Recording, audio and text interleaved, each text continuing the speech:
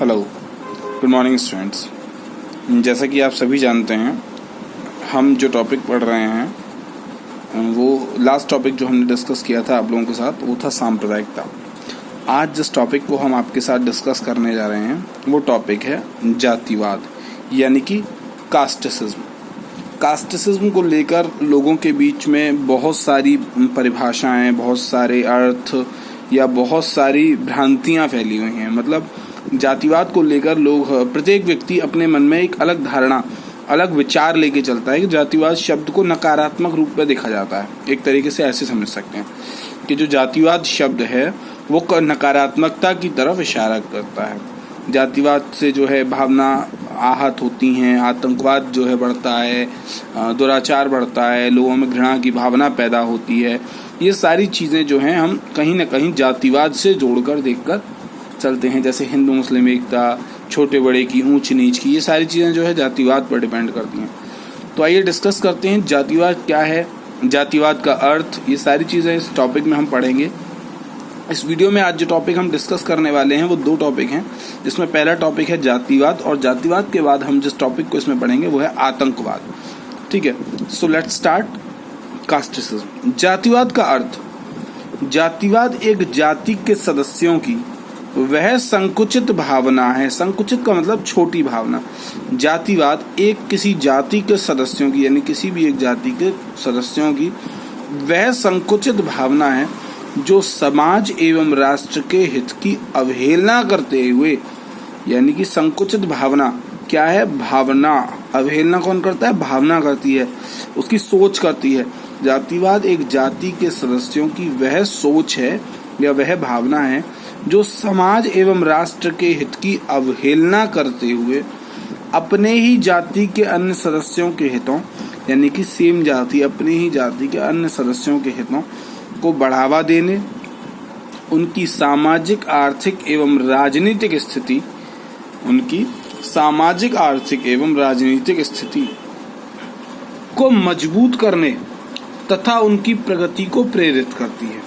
यानी कि अपने ही स्तर पर सारे काम करना एक जातिवाद का मतलब होता है। ये लोग इस तरीके से देखते हैं कि अपने ही सदस्यों के बढ़ाव, उनके विकास, उनकी मजबूती, उनकी प्रगति को प्रेरित करता है। मानव भावनाओं का यह संकुचित रूप ही जातिवाद है। यानी कि व्यक्तिगत सोच को ही हम जातिवाद का दायरा दे सकते हैं। व्यक्तियों ने अपनी सोच के आधार पर जातिवादिक समाज की स्थापना कर रखी है। ठीक है, कि वो इस जाति का है, वो काम करेगा, वो इस तरीके का विकास करेगा, वो ऐसा रहेगा, वो वैसा रहेगा, वो बड़ी जाति का है तो ऐसा रहेगा, वो छोटी जाति का है तो ऐसा रहेगा। यानी कि जातिवाद जो शब्द है या उससे उत्पन्न जितने भी कृत्य हैं वो मानव द्वारा सोची गई भावनाओं का ही एक संकुचित रूप है। ठीक है, यहाँ तक समझ गए। परिभाषा, डॉक्टर कैलाश नाथ शर्मा के अनुसार एक परिभाषा है, जातिवाद एक जाति के व्यक्तियों की वह भावना है, एक जाति के व्यक्ति जो देश या समाज के सामान्य हितों का ख्याल न रखते हुए वो अपना ही केवल अपनी ही जाति के समुदाय के उत्थान, जाति एकता एवं जाति की सामाजिक स्थिति को सुदृढ़ करने के लिए प्रेरित हो। यानी कि वो देश और समाज के लिए सामान्य हित न रखे, वो सिर्फ अपनी जाति विशेष की बात करे। जातिवाद का मतलब ही होता है सिर्फ एक जाति विशेष से बात करना। जबकि भारतीय संविधान क्या कहता है? हम भारत के लोग, यानी कि हम सब एक हैं। लेकिन इस जातिवाद शब्द ने सबको विभिन्न जातियों में जो है वो बांट दिया है। अब ये लोग अपनी जाति के विकास की बात करते हैं, न कि अपने देश के विकास की बात करते हैं। ठीक, कि जाति क्या है, जाति का विकास कैसे होगा, ये सारी चीजें देखते हैं। जातिवाद के विकास के प्रमुख कारक क्या क्या हैं? जातिवाद का विकास इसलिए नहीं हो सकता, इसके प्रमुख कारक ये हैं। विकास के प्रमुख वैवाहिक प्रतिबंध, यानी कि दूसरी जाति में विवाह नहीं कर सकते, वैवाहिक प्रतिबंध है। ये धर्मशास्त्रों की बातें भी हैं, कुछ लोग कैसे कुछ कहते हैं, कुछ वैवाहिक संबंध अपनी धर्म विशेष, जाति विशेष के अंतर्गत ही होगा, बाहर नहीं होगा। जातीय स्थिति को ऊंचा उठाने की लालसा, यानी कि हमारी जो जातीय स्थिति है उसको हम ऊंचा उठाएंगे। जैसे कहते हैं ना, जो शेड्यूल कास्ट के या वैसे जो व्यक्ति होते हैं, या जो कह सकते हैं आप जो छोटी जाति के जो व्यक्ति होते हैं, जो भी आप जैसे भी समझना चाहें, मैं किसी यहाँ पर किसी पर्टिकुलर एक कास्ट की बात नहीं कर रहा हूँ, तो वो क्या सोचते हैं कि उससे जो है ऊंचा उठाया जाए उनसे। अब देखिए, जाति वर्ण व्यवस्था वेदों से जो है वर्णित की गई हैं, ब्राह्मण, वैश्य, क्षत्रिय, शूद्र, जिस तरीके से वर्ण व्यवस्था लागू की गई है, जो भी सारी व्यवस्थाएं, वो आज के मानव ने उसको विस्तार दे दिया है। ठीक है, ये व्यवस्थाएं तो पहले से ही चली आ रही हैं।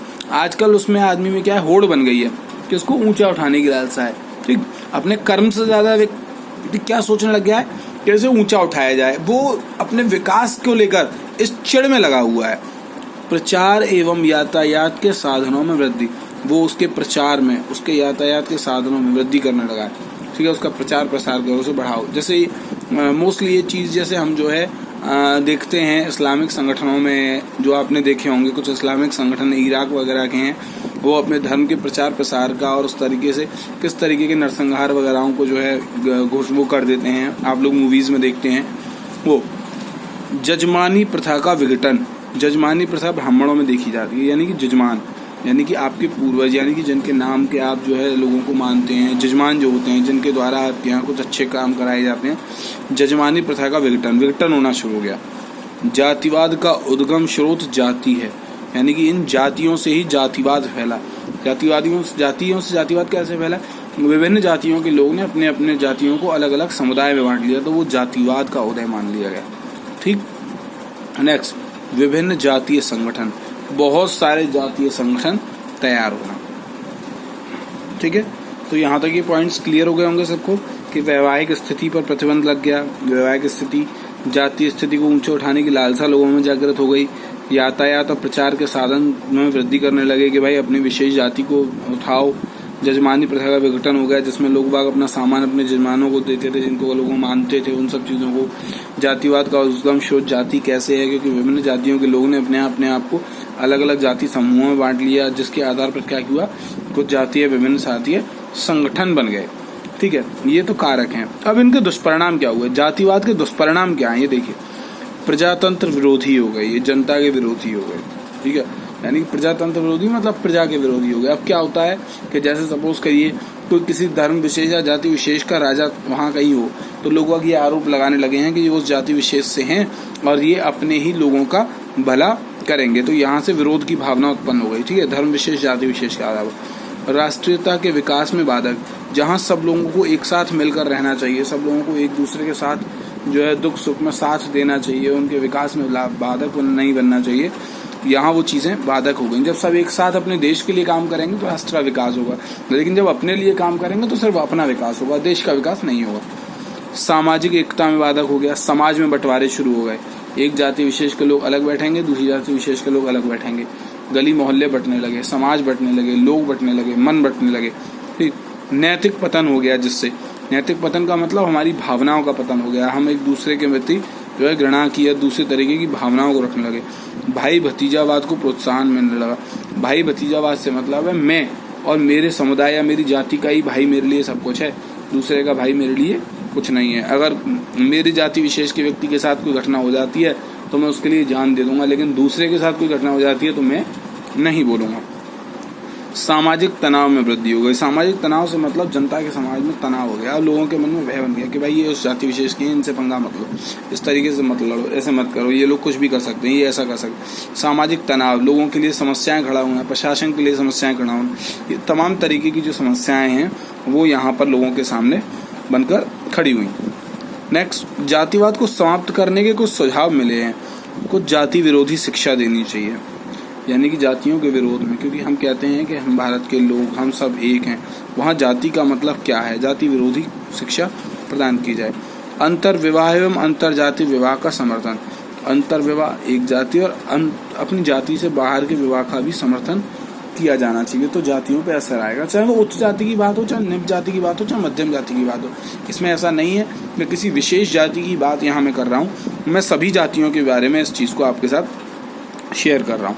ठीक, नेक्स्ट, जाति बोधक नामों का बहिष्कार होना चाहिए। किसी भी व्यक्ति को उसकी जाति के नाम से संबोधित नहीं करना चाहिए, चाहे वो ब्राह्मण हो, चाहे वो क्षत्रिय हो, चाहे वो वैश्य हो, चाहे वो शूद्र हो। आप किसी को जाट ना कहें, आप किसी को किसी और जाति शब्द से ना वो करें, आप किसी को पंडित ना बोलें। इस तरीके के मतलब जाति बोधक शब्दों से किसी का संबोधन न किया जाए। उसका एक नाम है, आप उससे उसको संबोधित करें। जातीय श्रेणीबद्धता को समाप्त करना, जातीय श्रेणीबद्धता से मतलब कि यहाँ पर जो है श्रेणी बांट दी जाए कि कौन व्यक्ति कैसा काम करे कैसा नहीं करे। इनका कहना है कि जातीय श्रेणीबद्धता को समाप्त किया जाए। कुछ स्तर तक ऐसा संभव है, लेकिन हर स्तर पर ऐसा संभव नहीं है। जो मेरा अपना मानना है, हर स्तर पर ऐसा संभव नहीं है, आप नहीं कर सकते।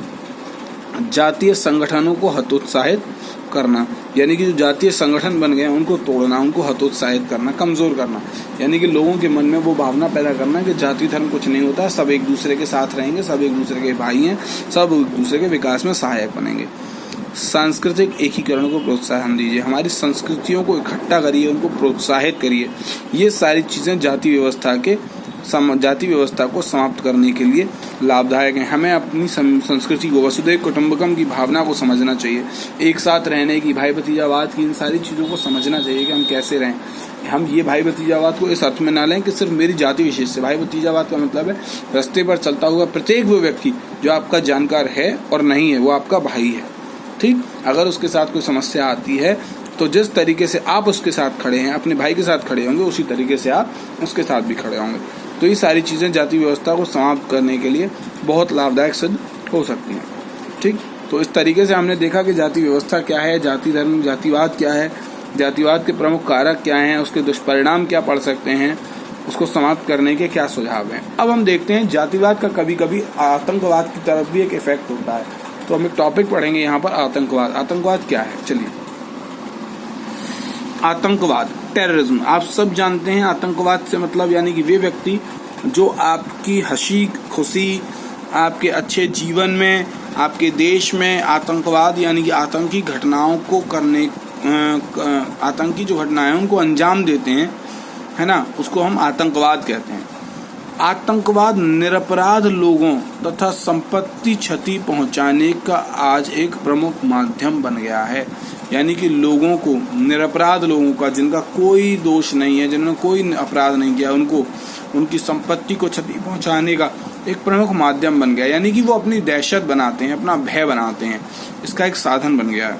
आतंकवाद शब्द का सर्वप्रथम प्रयोग ब्रुसेल्स में दंड विधान में समेकित करने के लिए, आतंकवाद का सर्वप्रथम प्रयोग ब्रुसेल्स में दंड विधान यानी कि दंड संहिता लॉ में समेकित करने के लिए 1931 में बुलाए गए तीसरे सम्मेलन में, 1931 में बुलाए गए तीसरे सम्मेलन में किया गया था, जिसके अनुसार आतंकवाद का अभिप्राय जीवन, भौतिक अखंडता अथवा मानव स्वास्थ्य को खतरे में डालने वाला था या बड़े पैमाने पर संपत्ति को हानि पहुंचाने वाला कार्य करके जानबूझकर भय का वातावरण उत्पन्न करना है।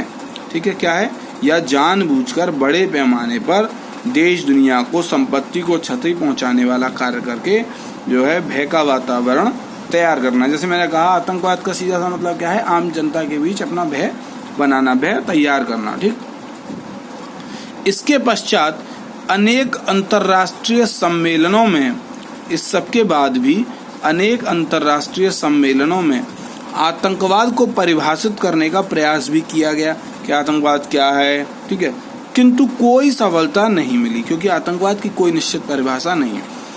आतंकवाद ने भारत को अनेक घाव दिए हैं। लगभग 1980 ईस्वी के समय से ही भारत इससे ग्रसित रहा है, 1980 से ही, जिसमें पंजाब सबसे पहला राज्य, और उसके बाद जम्मू कश्मीर भी हैं जो इससे पूरे तरीके से जूझे हैं, बहुत लंबे समय तक जूझे भी हैं, और जम्मू कश्मीर तो वर्तमान समय में भी जूझ रहा है। ठीक, अब देखते हैं हम आतंकवाद के कारण क्या है, रीजन क्या, रीजन है टेररिज्म के। साधारणतः आतंकवाद का अभिप्राय आतंक उत्पन्न करना है। ठीक है, आतंक उत्पन्न करने के पीछे किसी संगठन, जो जातिवाद से भी बन सकता है, अन्य कोई संगठन हो सकता है, जो आपसे नाराज हो वो भी हो सकता है, किसी संगठन अथवा समूह का कोई निश्चित लक्ष्य प्राप्त करना होता है। यानी कि उन्होंने को ठान लिया कि हमें ऐसा करना है जिससे हमें शांति मिलेगी।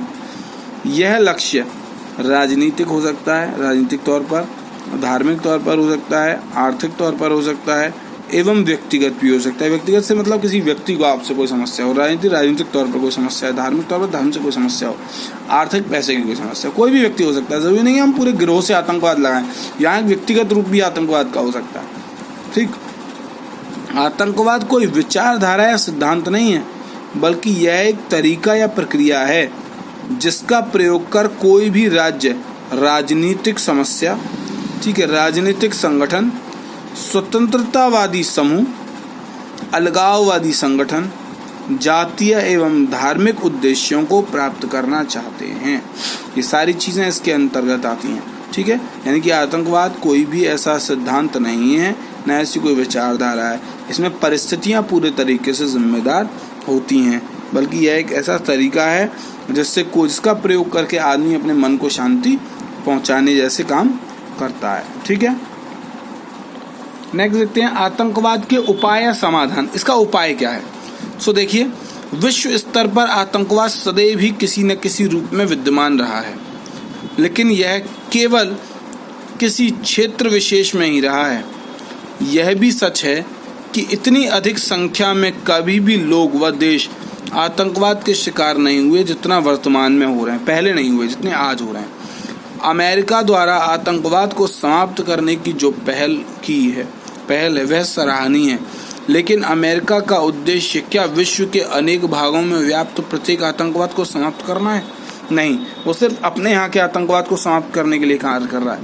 अगर हमें अपने स्तर से इसे रोकने के लिए आगे बढ़ना है तो फिर हमें राष्ट्र के नागरिकों को अपने राष्ट्र के प्रति राष्ट्रीयता की भावना पैदा करने वाली शिक्षा प्रदान करने पर विचार करना पड़ेगा, तभी कुछ इसका समाधान निकाला जा सकता है। यानी कि आपके यहाँ के वो व्यक्ति जो ऐसी गतिविधियों में शामिल हो रहे हैं, ऐसी चीज़ों में शामिल हो रहे हैं, उनको सुधारना, उनको इसके विरुद्ध शिक्षा प्रदान करना आपका प्रथम कर्तव्य है, तभी ये चीज़ें आपकी रुक सकती हैं। ठीक है, तो इस टॉपिक में इस वीडियो में हमने दो टॉपिक्स आपके साथ शेयर किए, जिसमें पहला टॉपिक क्या था?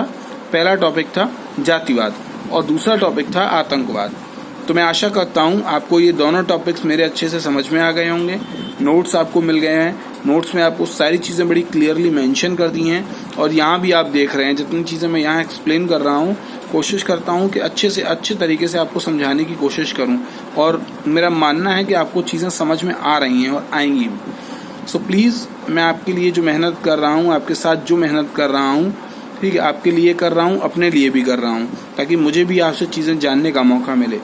तो आप चीज़ों को पढ़ें, मेरे पेज को सब्सक्राइब करें, लाइक करें, वीडियोस को शेयर करें अपने दोस्तों के साथ जिनको ये चीज़ें पढ़ने के लिए मिलें, और कुछ ना कुछ तो हेल्प मिलेगी इन नोट्सों से बच्चों को। So thank you so much, और मैक्सिमम से मैक्सिमम स्ट्रेंथ में से शेयर ज़रूर करें और सब्सक्राइब करें मेरे पेज को। Thank you.